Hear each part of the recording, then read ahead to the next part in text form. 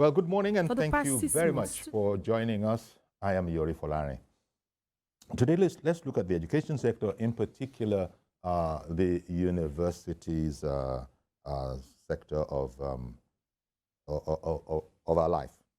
And as you know, ASUU has been in a long, drawn-out, I didn't want to say battle, but they're trying to work things out. And ASUU is saying that it's not working. The federal government is saying that it's not working at all. For instance, there's the whole no pay, no work issue.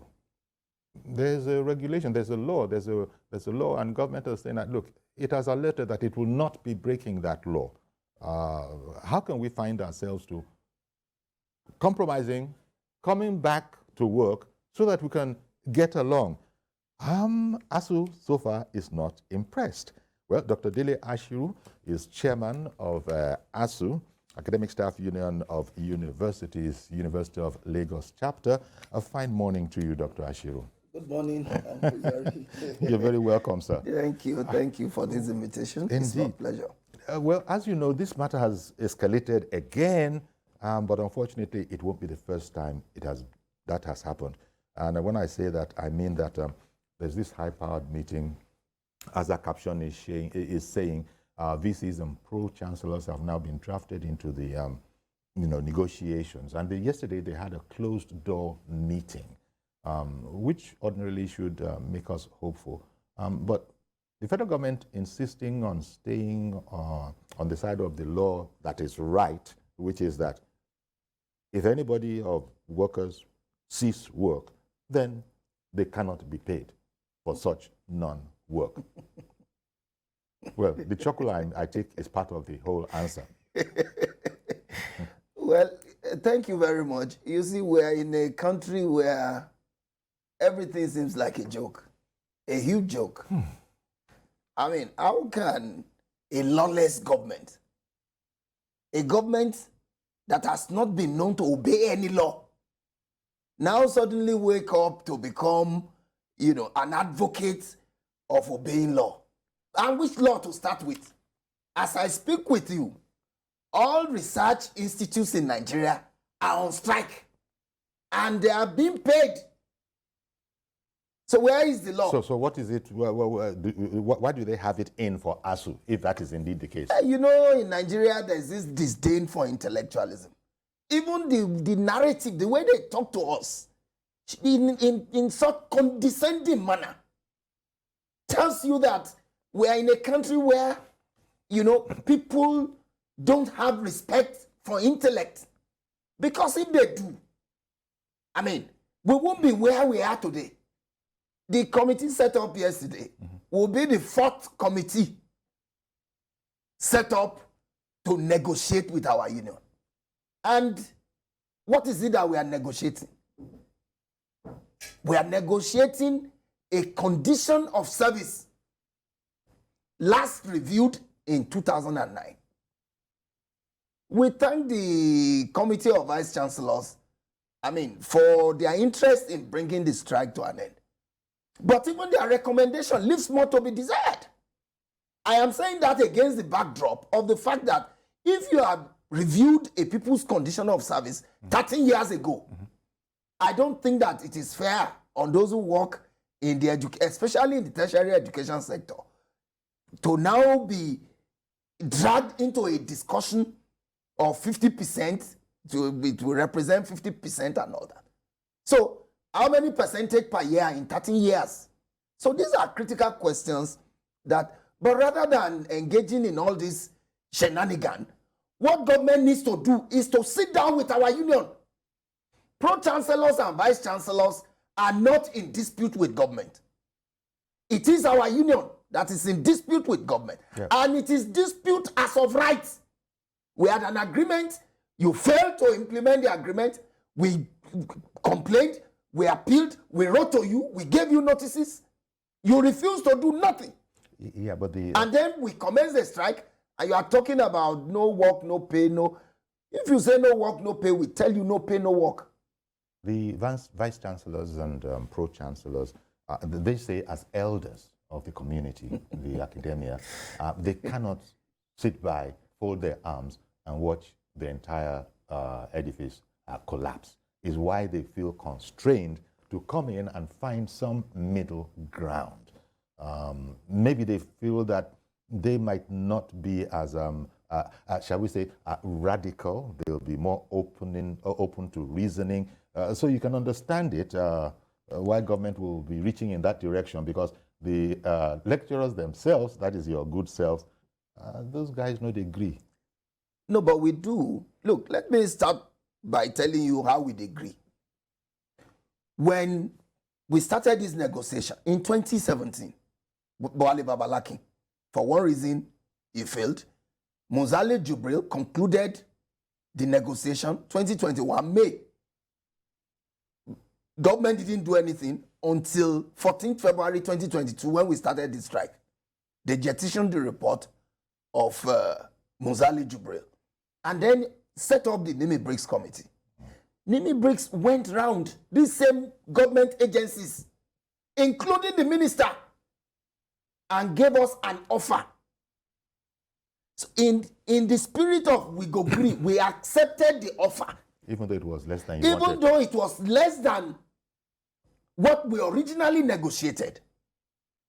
And we were optimistic that this time around, since it was an offer from government, it wouldn't create any further problem.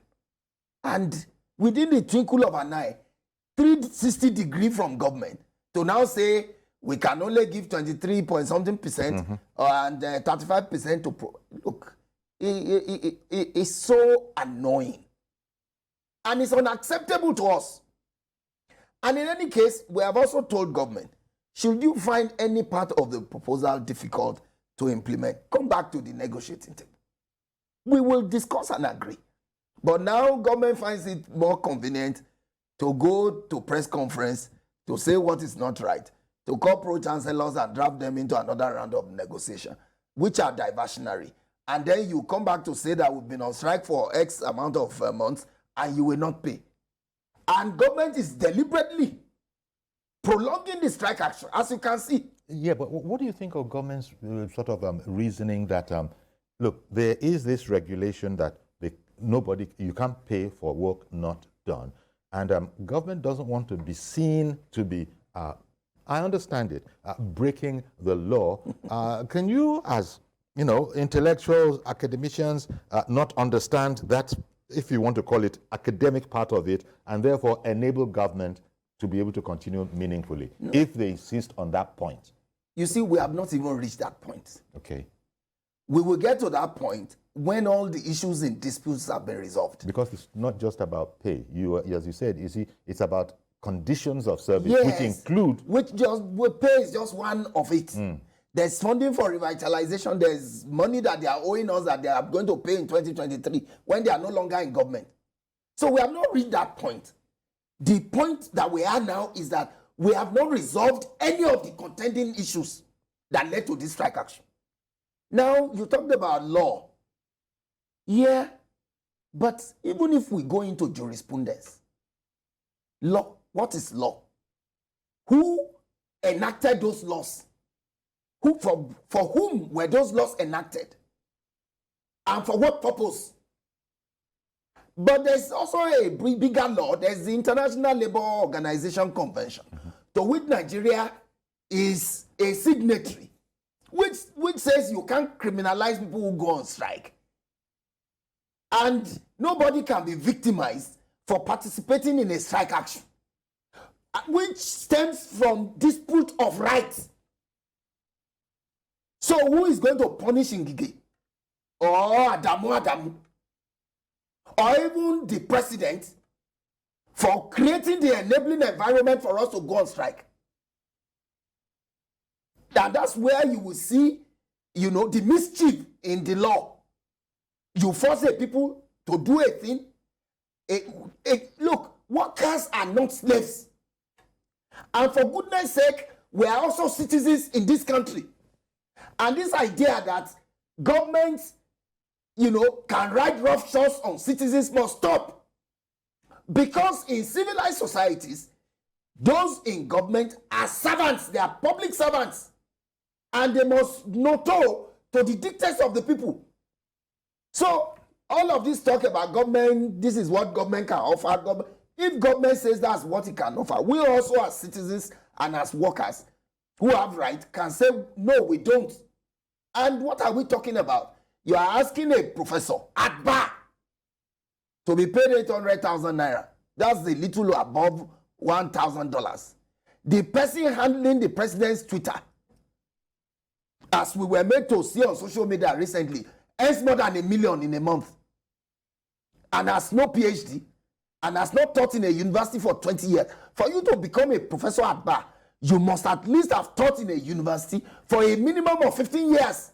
So when you commit all your degrees and all of your life's talent into a particular discipline, and then you get only a paltry, measly 800,000 in a month. So where lies, you know, the encouragement to retain best brains in the university?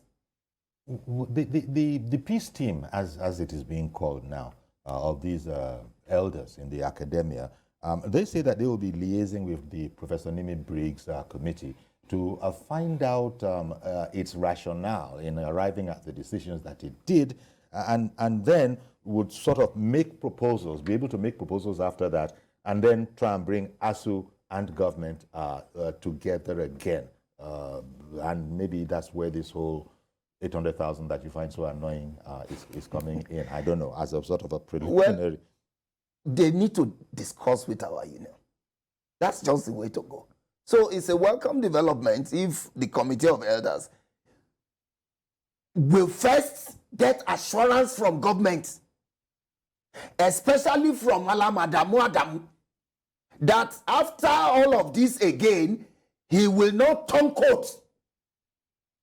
Because he was the one who inaugurated the Nimi Briggs Committee out of his own volition.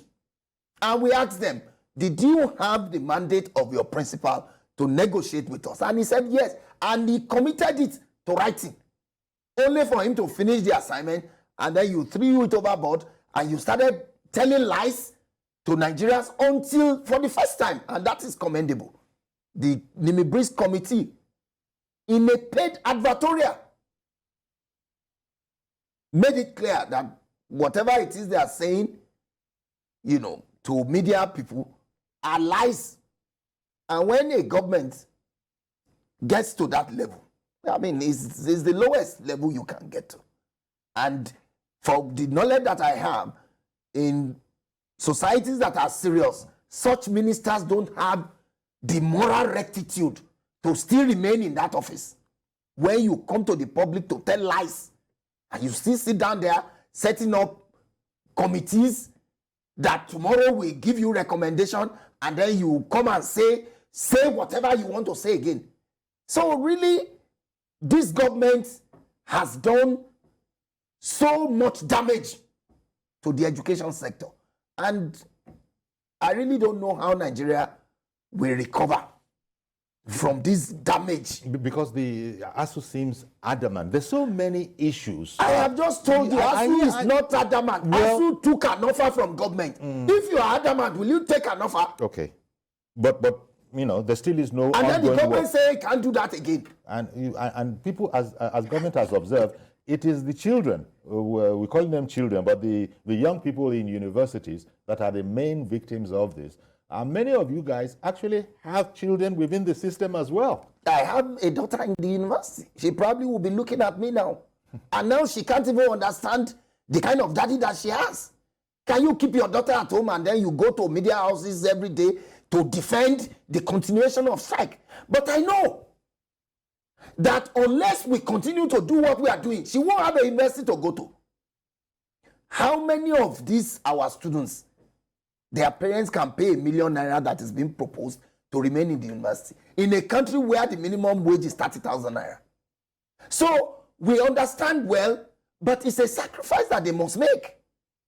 And it's not just that. The list is it's quite very long. Just seeing a little summary here: funding for revitalization of the public universities, payment of earned academic allowances, reconstitution of the FGN 2009 ASUU renegotiation committee. It goes on and on. No, you see, all of these are symptoms, byproduct of that agreement.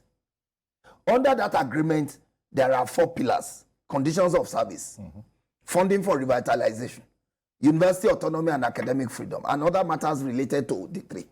Now, conditions of service, let me explain EAA, what EAA means. Okay. EAA is End Academic Allowances. In 2023, government set up a needs assessment committee. That committee came up with the report and found out that we had huge shortage of academic in the university, such that lecturers are carrying more load than they ordinarily should carry. Okay. And then to compensate for that, government says it's going to pay and academic allowances. As I speak with you, and it's part of the conditions of service, it's not a fresh demand. Government is in default of 2 tranches, which they say they are going to pay in 2023. They're already in default of 2 tranches. They've been paying us in arrears. Now, the second pillar, funding for revitalization. Government itself, after setting up a committee to go around Nigerian university, agreed that, look, in order to arrest the decay in the university system, hostel, laboratory, library, etc., they will inject 1.3 trillion over a period of 5 years. President Goodluck Jonathan started with 200 billion in 2013. This government, with all the wastages and leakages in government, have given only a paltry 70 billion in 7 years. Funding for, and then university autonomy and academic freedom. All of a sudden, this same government woke up and drafted all of us into IPPIS. If you want to recruit an assistant lecturer in a university now, you have to go to see the head of the civil service of this federation. How do you run a university like that? And now, related to this, the UTAS, yeah, the Transparency Accountability Solution. Yes, that's what brought about UTAS. Now you enrolled us on IPPIs. We told you this thing won't work. It's a recipe for fraud.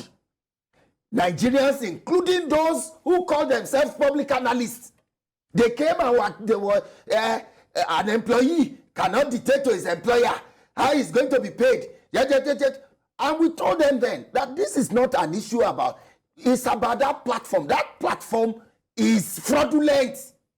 Today, the chief apostle of that IPPIS or nothing is being remanded in prison for helping himself to over 109 billion. That's the one they've accounted for. I'm sure it's more. And up to today, you still find some Nigerians still talking about an employee cannot tell, and then government said, you say you don't want IPPIs, go and bring alternative. Thinking that nothing good can come out of the Nigerian university system. We went inwards. And for the first time, we proved to government and to those who don't believe in the Nigerian university system that the solution to Nigeria's problem are there in our universities. We produce UTAS.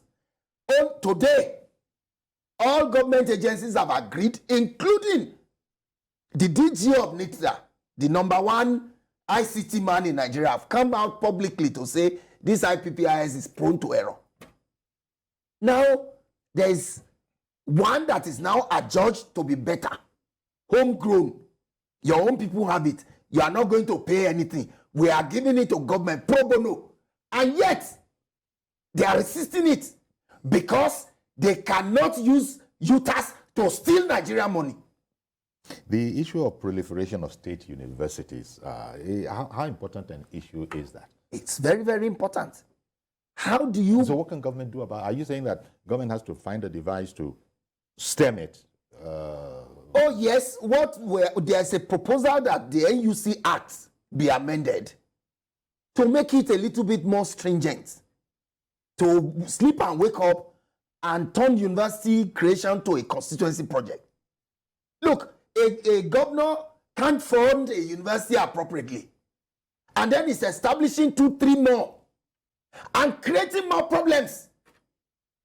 And our argument is, look, if your problem is access, expand facilities in the ones you have and save money. If you establish 3 universities, you are establishing 3 offices of vice chancellor, 3 offices of registrar, 3 offices of deputy registrar, 3 offices of etc. And wasting money. Why not expand the capacity of the one that you have? You have only 1 vice chancellor, but the student intake, can increase.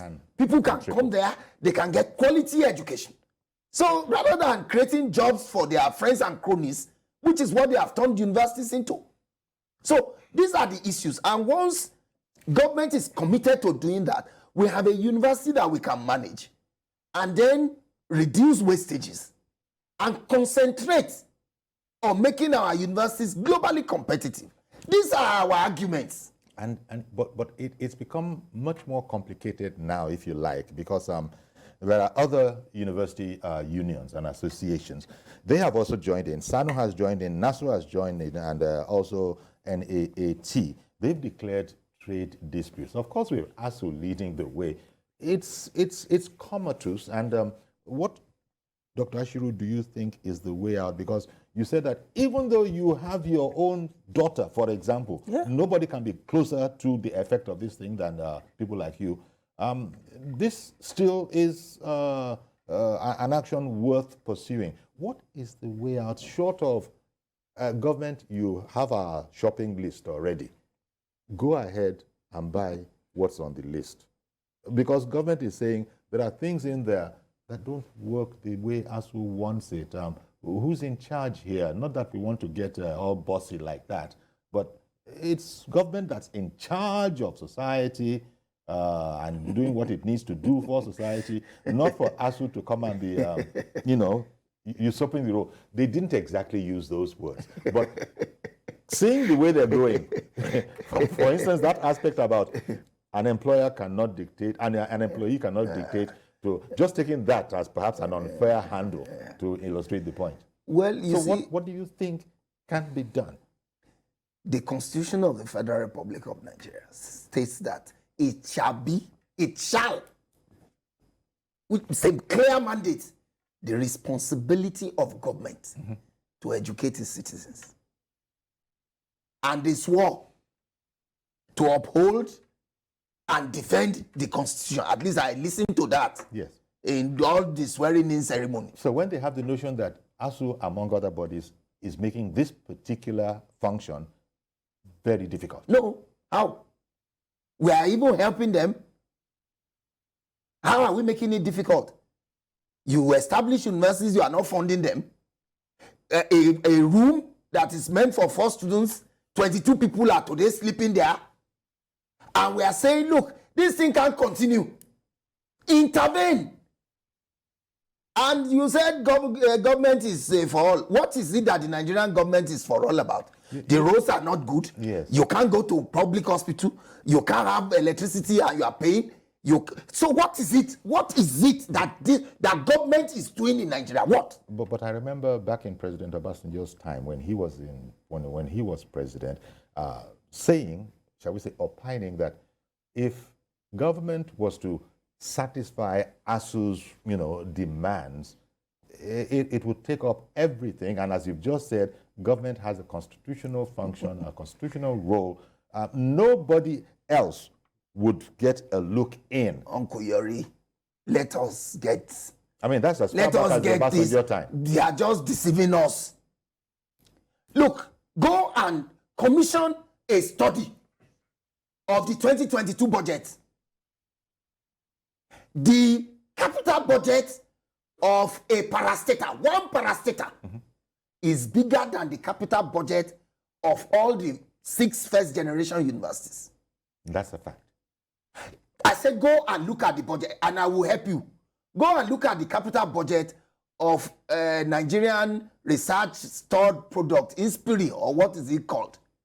They have a capital budget of 27.1 billion, which will end up in private pockets.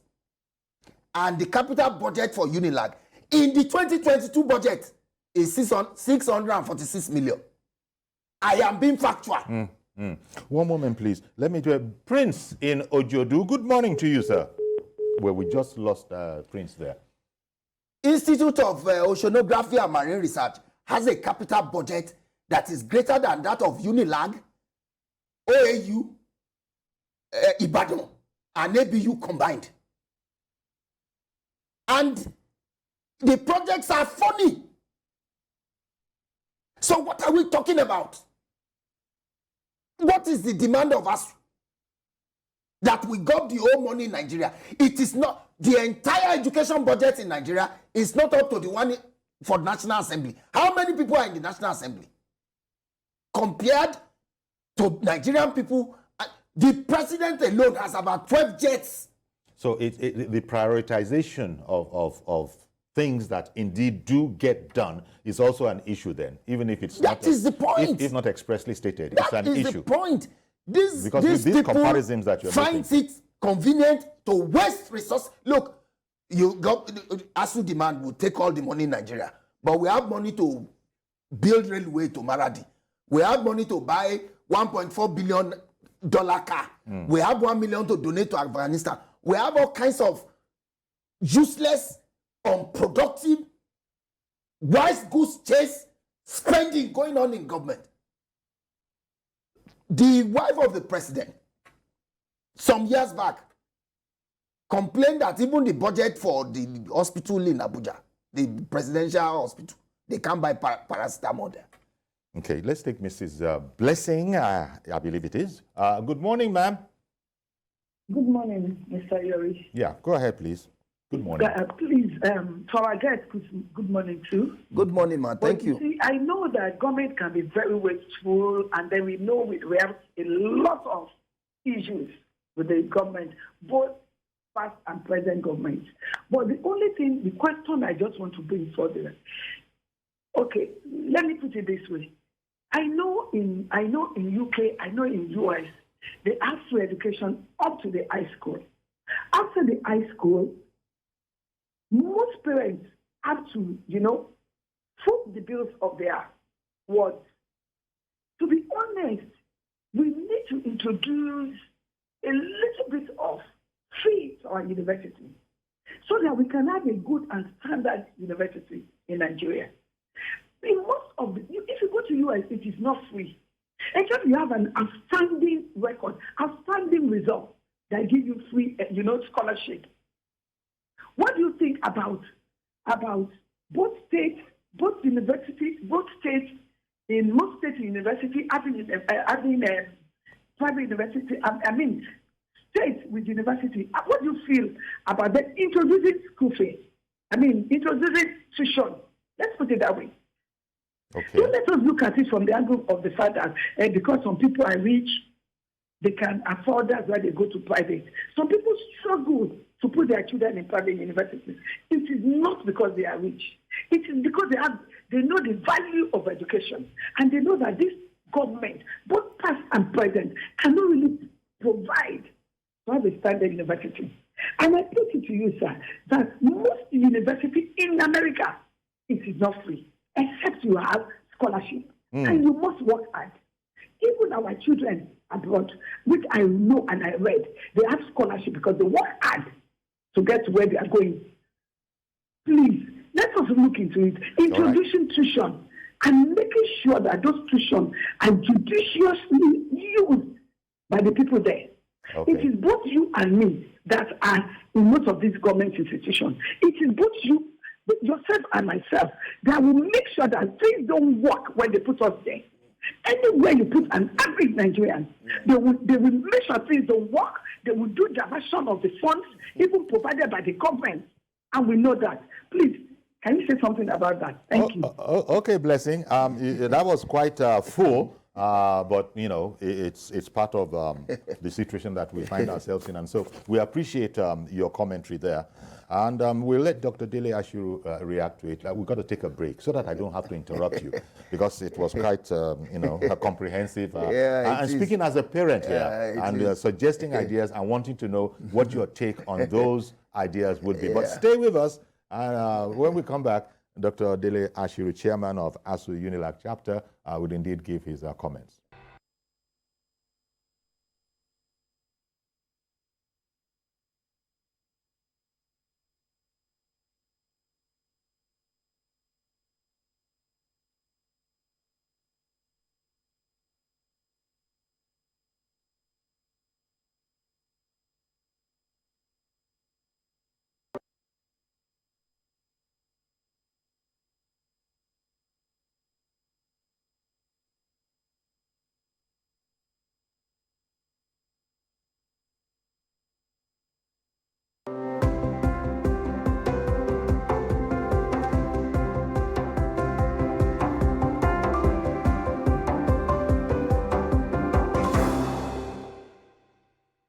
Okay, welcome back, and our guest is Dr. Dele Ashiru, Chair, ASUU UNILAG chapter.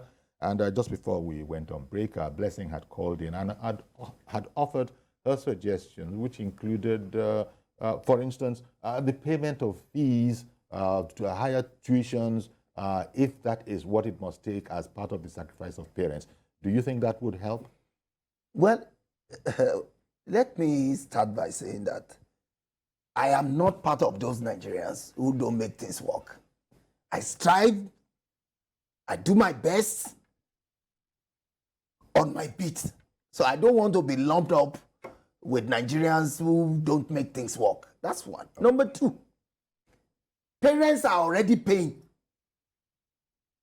In state universities, they pay tuition. And this talk about in America, Nigeria and America are not in the same stage of development. What we need education for in Nigeria is not what they need it for in America. And in any case, you don't need a university degree to be a human being in the United States. Where I was a visiting scholar in the US, in my university, the football coach earns much more than the president of the university. Because of their priorities. You know, you're going to continue, but I have an international call on standby. Right. So you continue with this, but let me also add, Laddie, I believe the name is, calling in from the UK. Good morning.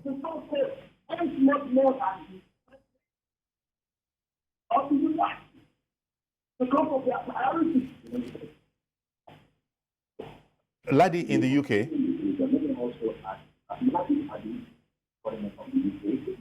Good morning, Uncle Yori. Good morning. Please go ahead now. Good morning, Uncle Yori. Good morning, ma'am. Please go ahead now.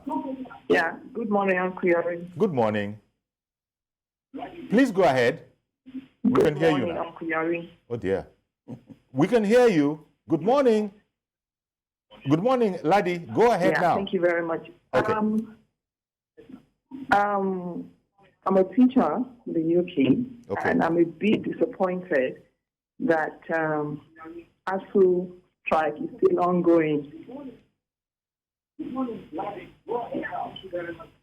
Please ignore the background noise. Continue. Please continue, Laddie. Don't listen to that delayed echo. Please continue. So the issue is, what do you really have passion for your job? Do you really care about the impact you make in children's learning? How much impact? What do you feel? Because teachers go on strike in the UK, but when teachers go on strike, the schools are not closed. We don't close down the schools. You have one or two reps that will go for the protest or for on strike. But how do you expect the government to pay you for work you've not even done? You understand? I think our attitude towards education in Nigeria and our attitude towards our work is the reason the country is failing. And the issue of comparing Nigeria to America is not the case. But what skills, even if you say, America if they don't really need education. It's the same thing in Nigeria anyway, because it's not just going to uni and having a degree and not even having a skill. Okay, Ladi. Well, thank you very much. We had a bit of a difficulty because of a delayed feedback echo, but we got it through. Ladi, as a teacher, she said she introduced herself as a teacher too. She was seeming to be questioning that passion that drives certain professionals that are called, by which I mean that, look, let's say a person determined in life that my whole objective in life is to become a millionaire. He's not likely to go into teaching. People go because they are called. And Ladi seems to be saying that, doesn't that count for something? And then cited the UK example of, even in the UK, when they strike, they don't close down the whole system. You see, those whose canals are broken by benevolent spirits Should not forget. should not but be humble. Oh dear. Ladi should come to Nigeria and be a teacher. Remember the currency there?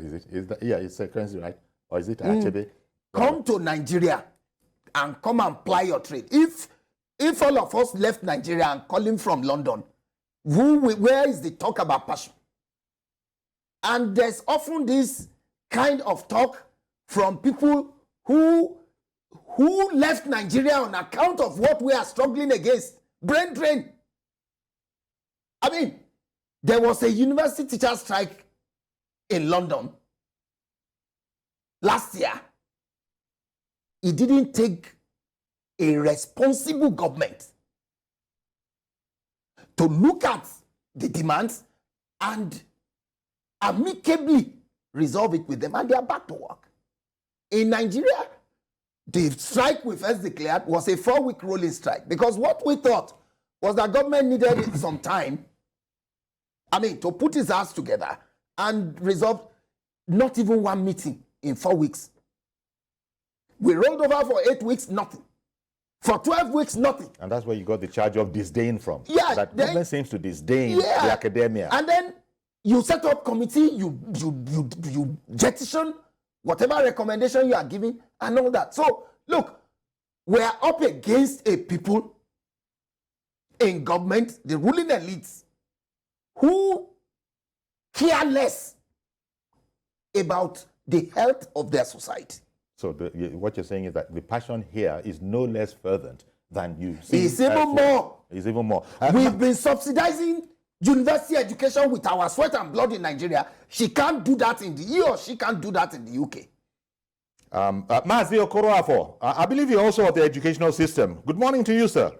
Good morning, sir. Good morning, Chairman. Yeah, good morning. Good morning. Thank you. All this meeting we are talking about pure killing of time, energy, and man hour. Look, let us face the reality of life. International Labour Organization law should not say no work, no pay. Today in Nigeria, no department of any university can claim they have up to 50% professors. No department even can claim they have up to 50% doctorate degree holders. Look, government today, if you go down to EFCC, let me take an example, one of these agents. They are buying new cars. The new cars they are buying, the money is not from the same government. So what are we saying? The job of a lecturer, everybody knows. 1, teaching. 2, research. 3, community services. What we should be talking about now in Nigeria, forget about London, America, Russia, Canada, all those things. Schools there, they have over 20,000, name them. But here in Nigeria, we are talking about the public schools. What do we do to bring sanity to Nigeria's educational system? What do we do? A situation whereby government continue bringing in vice-chancellors, pro-chancellors based on political appointment, they cannot say anything good about Nigeria's school system. We have to face reality of life. There is need for town hall meetings between lecturers, students, chancellors, and the Senate members of each university. If Nigerian government can climb on that, it will open. Now, look, now you ask yourself, why is it that there is disparity in Nigerian school tuition fees? Come down to East Owerri, to Owerri. Let's say, for example, the wholesale there at NDC is 45,000 naira per person. They're supposed to have 4 beds there. They have up to 8 in one room, which is not healthy. You come to ATB, you vouch it, they pay how much? 18,000, 8,000 or 12,000 and school fees. Look at the disparity in that. And we are the same country, the same Nigeria. So, as long as the Nigerian government has decided to keep education hanging, it will not work. Parents should sit up. Whether the NANS president and the new government and the NANS, that they are not saying it's the judge same thing. What we have to do that Nigerian government and people, they have to face the issue. Like, government, you say no pay, no pressure. Now what happens? You have a mother, a lecturer, father, lecturer, children. What will they eat? The best thing for government is call these people, pay them their money. If you want to soak it, you want to divide the money to two. Okay, you discuss. No negotiation, you will not pay. The man that disappear with the money, where is it? The money is sitting there cooling, and we bought assets to buy, Canada, everything, USA. Our people are just sitting there. It's a very shameful thing that we are cleaning education. We will not allow that system to work because federal universities must work. Now, my brother, the chairman, what happened to state universities? Governors are in charge of state universities and they are strike. Why? Why is it? You know, it was Blessing who called earlier from off CMD Road, who suggested that, look, maybe parents are going to have to make a further sacrifice. She talked about, paying tuition, and you pointed out that students are already paying. But because, the probably government or whoever is regulating these payments probably can't ask for, quote-unquote, market rate. There are political connotations to it as well. By the time a public university becomes as expensive as we hear that some of the private universities are, I don't know how palatable or acceptable it would be. So governments can't really ask for that. But Blessing's suggestion seemed to be, if the parents parents of these wards and can come together and sort of find a way to say that, let this be our contribution. We want to do a little more than we are currently doing. Now, everybody wants free, but we can't afford free. And so what is being paid now clearly is not able to sustain this setup in addition to whatever government is bringing. What do you think of that particular idea, again, against this light? Of course, there's also Ladi in the UK who saw it differently, but I think two people in the system, your good self and Mazio Kurapo, have taken exception to Ladi's stance. I came from England to take this job.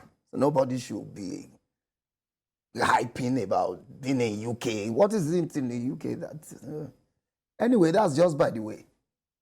Responding to your question, government should first amend the constitution that gives them the mandate to run education in a particular manner, if they can. And then when they do that, they should, is it ASUU that will say government should or should not take fees? We can't say that. But what we are saying is, if you block the leakage, and I'm surprised, the kind of narratives I hear from Nigerians, excusing an irresponsible government. So why do we have government? This is the way you feel about these suggestions, because people are just, it's been going on for ages. We should mobilize to hold government accountable. That's what they do in civilized societies, and they have good societies. Not leave it to the lecturers in America, themselves. Trump wanted to lead America in a particular way. Americans say no. Nigerians should say no. Okay. Bayo, is it in Mowe? Good morning. Good morning to you, sir. How are you, sir? Very well, thank you. Please go ahead. Great. I love your program, and I've been watching for... Hello, can you hear me? Yes, we can hear you. Thank you for your kind words. Yeah, thank you very much. I've been watching for a while, and I just want to kind of add my own view to this. Sure, you're welcome. Number one, the most important thing as far as I'm concerned is the solution to this problem. It's not all about talking about this, talking about that, We need a solution. Okay, hello? Can you hear me? I can hear you. I wonder what your suggestion would be, because you've heard the presentation of ASUU via its UNILAG chapter chair. I've been following this issue for quite a while now. Okay. You see, ASUU is right, and I will say that, yeah. ASUU, hello? Can you hear me? We can hear you. We can hear you. Yeah. ASUU has its own point, and the government too, they do have their own point too. I just think the two of them should just sit down and iron these things out. of recent, I can see that the government has made some pronouncements, saying they have done this, they want to do this. I mean, all those facts and figures, they brought it out, I think maybe probably day before yesterday or so. ASUU should look at this and just, let's find a way out of this.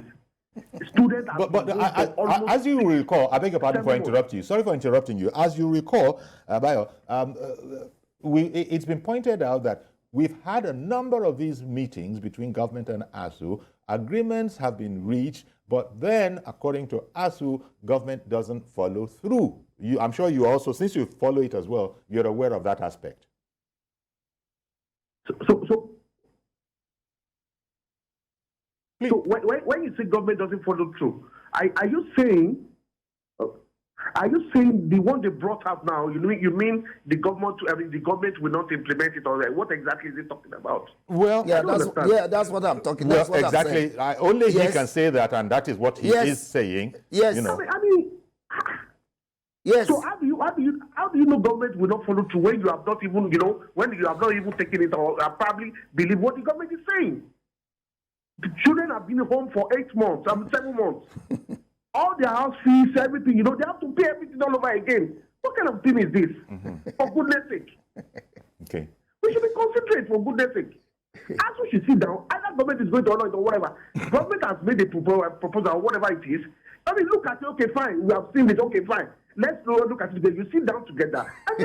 Let's see the way. You cannot just, you cannot say you have died when you have, you cannot say you have failed when you have not tried.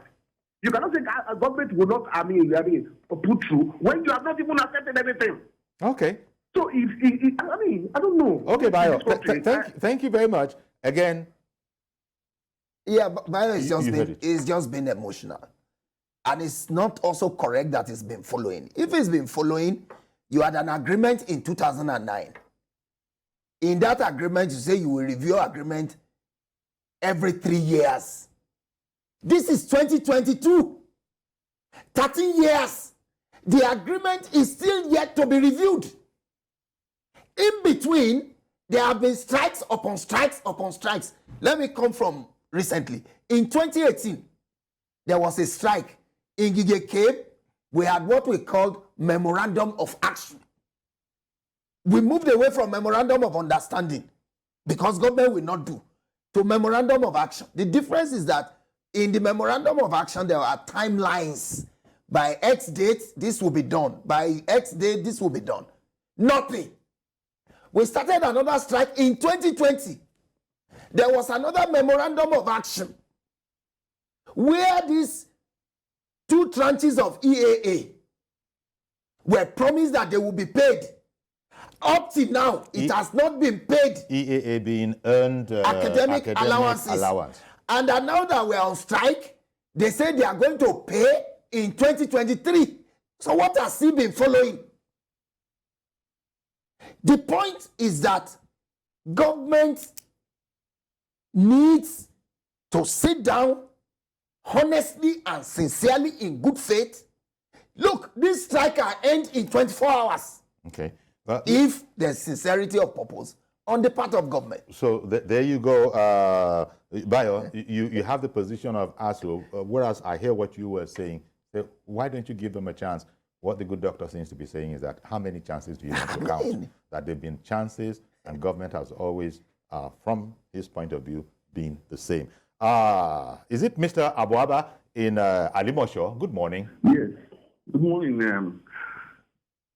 Well, I want to contribute to the program. Please go ahead. Yeah. Well, I'm not too comfortable with the 2 female speakers and the last speaker, because I am an alumni of Unilag, and I know what it takes to be in school. We were talking of state universities. There are some amount they pay there. There are people, there are families that cannot afford private universities, state universities. If you can recall, all the acting governor in Lagos State, the children they pick, they are not from any private schools. They are from local schools, public schools. I have not seen any child having one day governor, being a one day governor in Lagos State, being from private school. So there's a lot of people are collecting 30,000 as salaries. Some people are retired. Some people are out of jobs, out of business because of a lot of things. Now we should consider. You could see a director or director of works that's supposed to be on safety shoe and track suits. I mean, what's called overall. Giving a jeep, riding a jeep, instead of a pickup. That's what I was saying. Government is very wasteful. Like rightly, like what the chairman has said. ASUU clinic is not working. Every year, billions of naira is put to that. What are they using it for? A lot of things are done. We are very wasteful in this country. Okay. Well, I in as much that my son is the Unilag is at home now, I'm not too comfortable with that. Government, they are not truthful. They should, after signing the agreement, I will advise my advice to the union is call up the strike a month or 2 months. If they don't pay, they should go back to the last strike again. okay. And let Nigeria know that they have stopped it, what they have agreed on, they are not paying it. Thank you. Thank you very much, Mr. Abuaba. Okay, that's another idea, and maybe Bayo in Moe will be paying attention because it's sort of, look, cut them some slack is his suggestion. The way Bayo phrased it was that, how can you say they're going to still be, quote unquote, recalcitrant when you haven't tried them yet? And Mr. Abuaba there has just suggested that, how about the idea of, let's see if indeed this time they're going to come across. If after a month or two you see that, well, we told you this is the way it always was, then you can go back. But at least you would have opened the door. Government also would have been, I didn't want to use the word pacified. Government would have been seen reason with this whole notion of we can't pay for work not done. And generally speaking, we can move forward. What do you think of those ideas? It doesn't work that way with the Nigerian government. Look, our colleagues who called off their own strike, they were told that they will be paid. Up to now, they have not been paid. Those of our colleagues who called off their own strike, one of the things they told them is that they will be paid for the yes. Up to now, they've not been paid. And they are not likely to be paid. And look, the suggestion of a call off for 1 month and return in 2 months and all, Nigerians will come back to say, why did you do this? And that's what we've always been told. And in any case, the issue is that, as I speak with you, not any one of the issues in contention has been resolved. Okay, let me hear it from Mohammed in Jigawa. Good morning to you, sir. Good morning, sir. How's work and how's everything? Thank you very much. Please well appreciated for your program. Thank you. Please go ahead. Hello? Yes, I can hear you. Thank you very much for your kind words. Please go ahead. And greetings to Dr. Dele. Thank you. What ASUU is doing, it's very right. Because I'm a university worker and I'm going through a lot. Because other unions of the universities have equally, just what I'm thinking is that they've sold our rights. Then ASUU is doing what is right because the government is not ready to respond to our demands. And if you are in our university, you will see students suffering more in the university than even outside. Because the problem they go when tuition fees are introduced, 80% of our students will be dropouts. So I don't know where you're going to take that dropouts to. And I don't know what the government has done to make the universities not function up to now. Because money in Nigeria has been spent randomly without consent of people. And you cannot see that on ground. The government has borrowed many billions, but it's not working. So we hope the government will hear the ASUU cries and listen to it and make sure that all those ASUU's demands are met before ASUU resume to strike. Indeed. Because resuming to strike, thank you very much. I beg your pardon, Mohammed. Thank you very much for calling. I really appreciate your contribution to the topic as well. But we've just about run out of time. Well, the pro-chancellors and the vice-chancellors of the system, elders, they hopefully, people will hope that something can come out of this. Since in any case you are of the quote-unquote same tribe anyway, they cannot but do you good. But it's important because we've heard you very clearly, Dr. Ashiru. You've stated your points. You've stated your positions. And I don't know, but I guess I have to thank you for coming along and giving us this update, so that as of this minute now, against the backdrop of pro-chancellors and VCs going into a closed-door meeting, you've sort of said that let the elders continue what they're doing, but these issues still need to be addressed. Yeah, that's the point. Our union is open to negotiation from the elders, from whoever. What we worry about is the sincerity of government, to live through whatever processes. Okay. Once government negotiates in good faith, we are eager to go back to our classroom. Okay, let's leave it there, Dr. Ashiru. Thank you very much for this opportunity. Our pleasure. Thank you very much, Dr. Dele Ashiru, Chairman of the Academic Staff Union of Universities, University of Lagos chapter. And also to the concerned parents that called in, and indeed concerned citizens, thank you very much for paying attention. That's our program today. Please join us tomorrow for a fresh edition. I'm Yori Folarin. Bye for now.